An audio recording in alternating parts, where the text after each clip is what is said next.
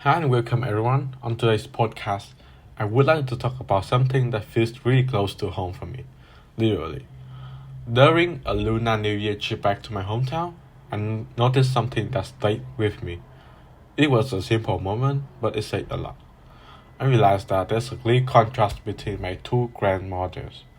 My paternal grandmother, she used her smartphone like she been doing it her whole life, sending photos, watching videos, or calling everyone in the family, and even using the apps that I didn't expect her to know. She just get it. But my maternal grandmother is the complete opposite.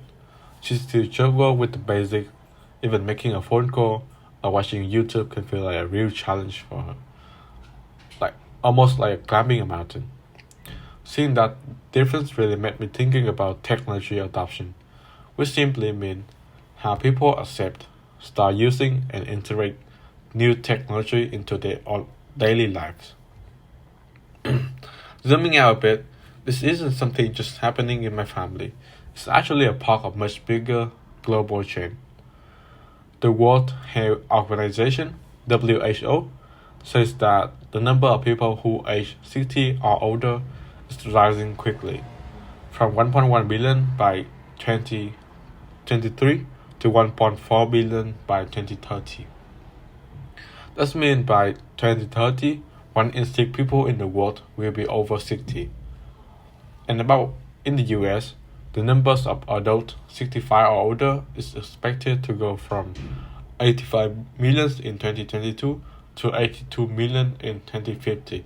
That's a huge jump, a 42% increase. But here's the interesting part. Older adults are staying away from technology. People who age 50 or up is expected to spend over $120 billion on tech by 2030, and about 66% of seniors actually believe that technology can make aging easier and improve their daily lives. Why seniors use tech? We already know that the benefit technology brings into older adults is significant. About 91% use tech to stay in touch with family and friends. 77% use it to manage their finances, and 73% say that they use it to improve their health and wellness.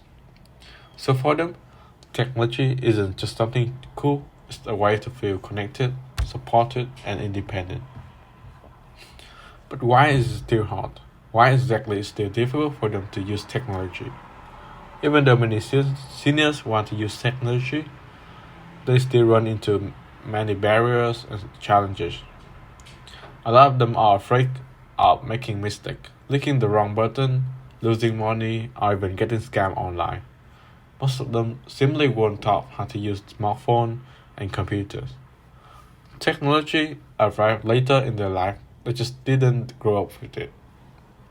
And let's be honest, many applications nowadays are designed for fast and tech savvy users.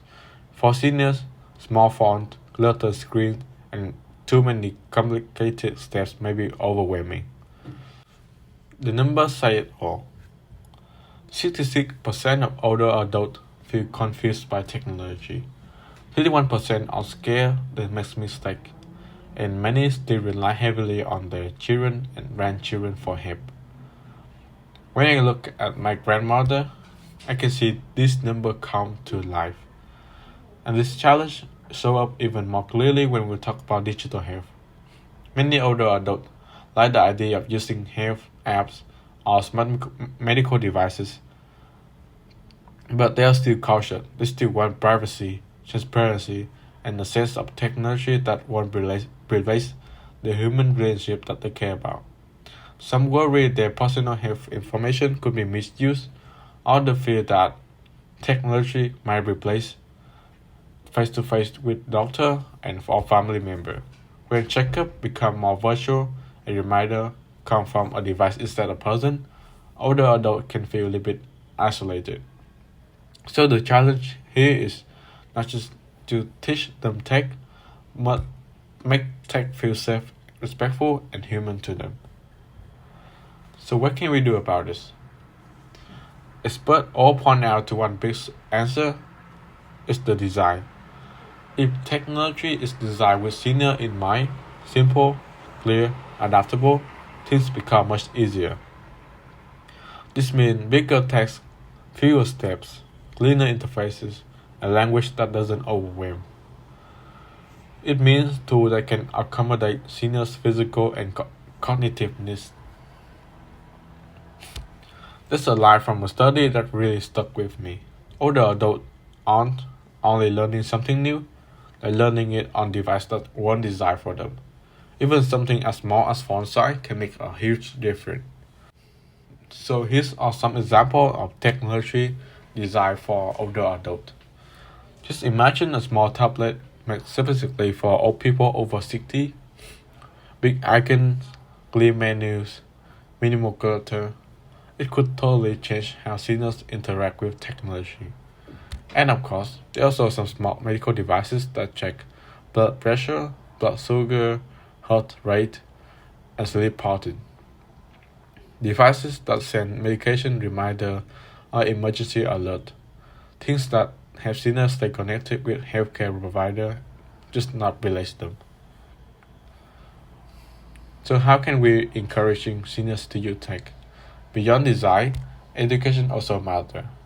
All over the world, communities are setting up programs to help older adults learn how to use smartphone and tablet in a supportive and low-pressure environment. And honestly, when seniors feel confident, like truly confident, something will change. They start using technology not out of fear, but out of empowerment. They use it because it helps them, not they are forced to do it. Thinking back to my two grandmothers, one confident, one hesitant, I realized something important. Technology isn't just just a tool. For seniors, it can be a bridge or a barrier. A bridge to connection and independence, or a barrier that makes life harder than it needs to be. If we want seniors to really benefit from the digital world, we need to build that bridge carefully, with empathy, clarity, and thoughtful design. And that should be it. Thanks so much for listening. And if this episode made you think about your own grandparents, or made you want to help them with their devices, then we are already heading in the right direction. See you guys next time.